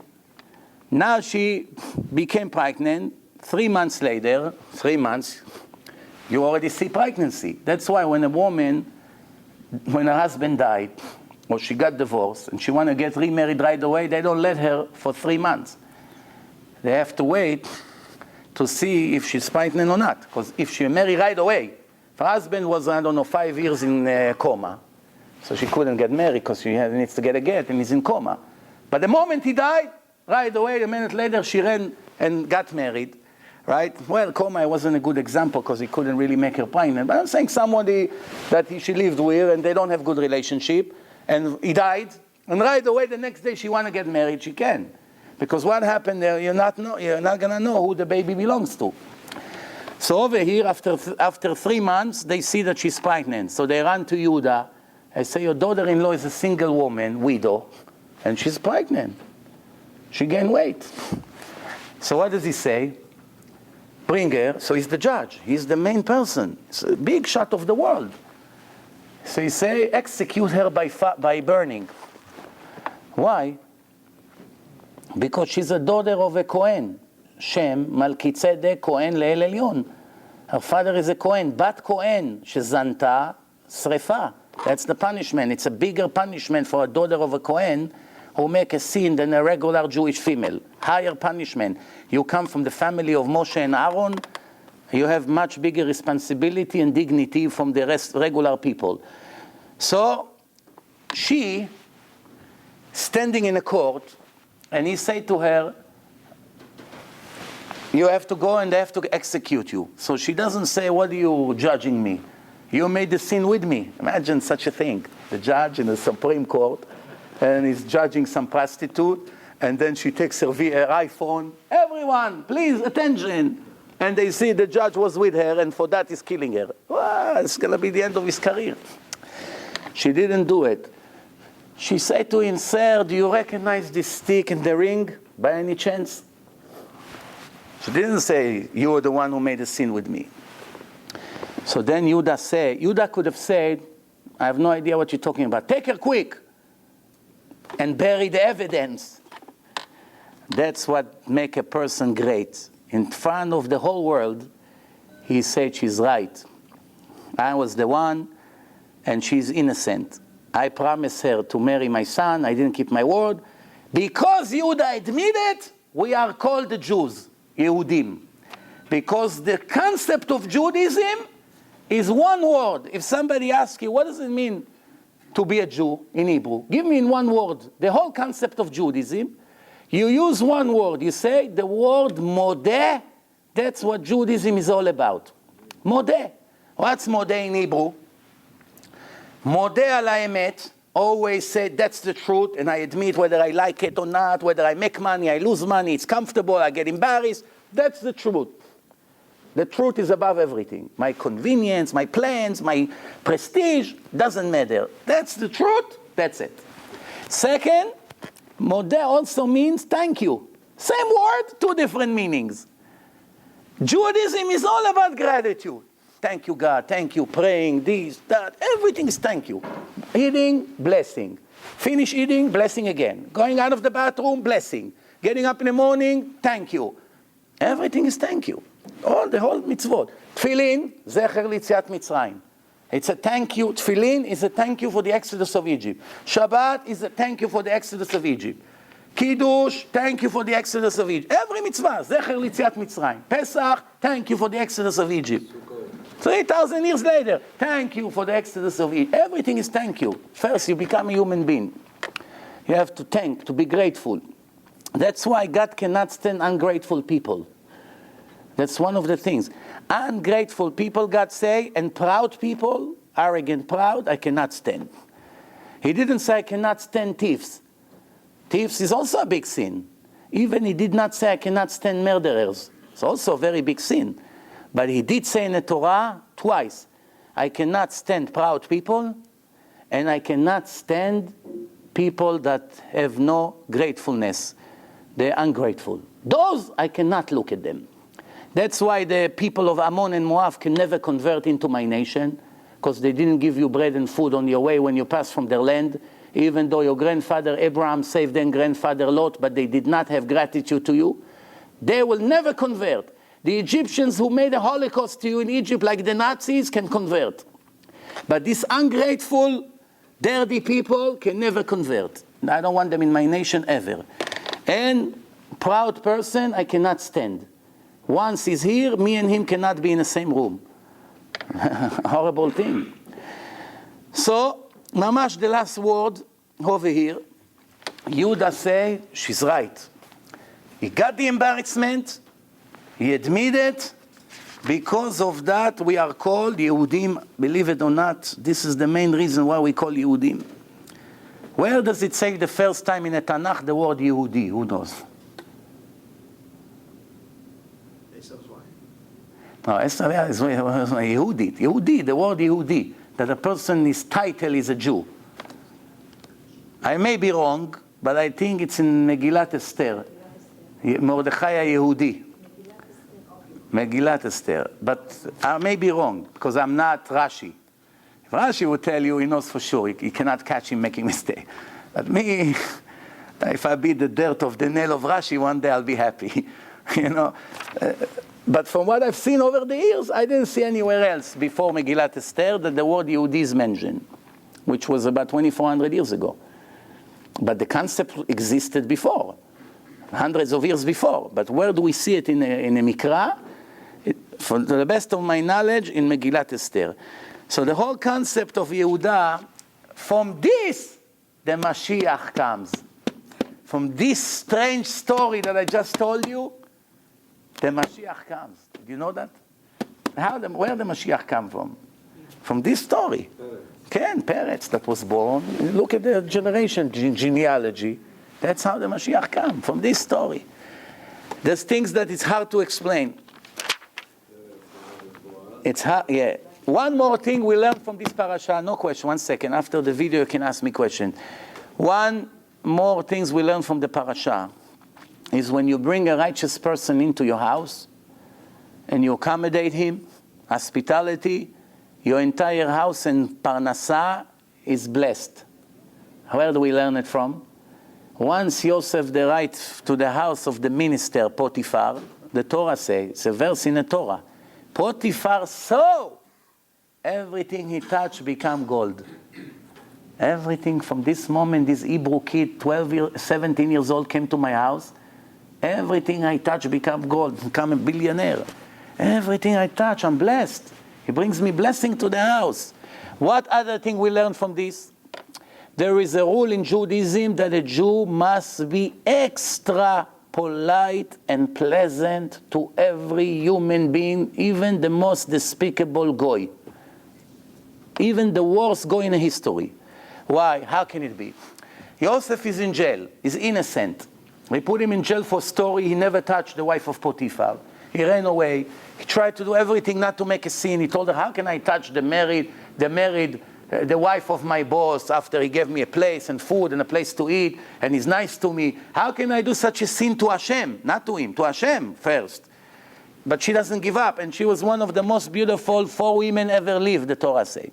Changing clothes, this, Armani, Boss, Yves Saint Laurent, every perfume like this. Imagine her beauty. Today, the women of today look like monkeys compared to her. No offense. Because no one saying a woman in this generation that she's one of the 4 most beautiful women ever lived. But her, she has a stamp on her. 1 out of 4 from billions of women ever lived, she's one of the 4.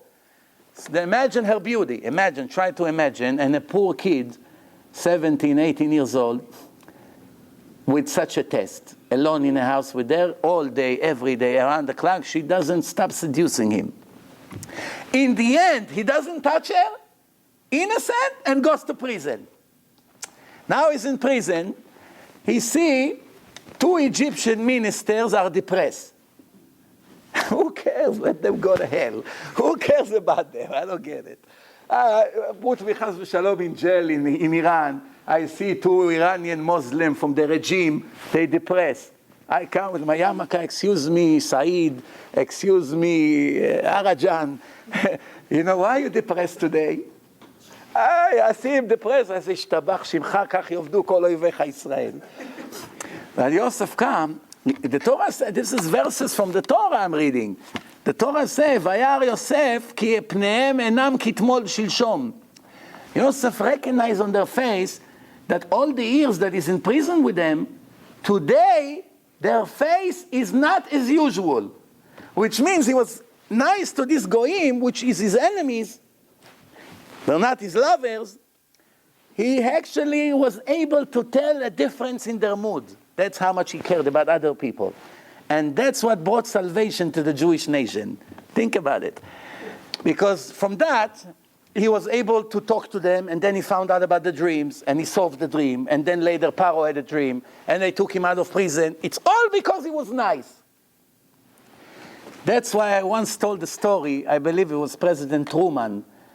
After the Holocaust, they had to vote if to bring Jews to America to open the gates or no. So the majority was against it. Wow, we bring now 100,000 survivors to America, whatever the number was. So he got up, before he became a president, he worked in an office with few Jews, 2 or 3 Jews, Orthodox Jews. And he said, why not bringing? They're very nice people. I work with them, they're loyal, they're nice, they're pleasant. It was great with great people. If all the other people will come here will be like the people I know, it's a blessing for this country. Of course, I don't know the entire speech by heart, but more or less you can check. You can search for that speech.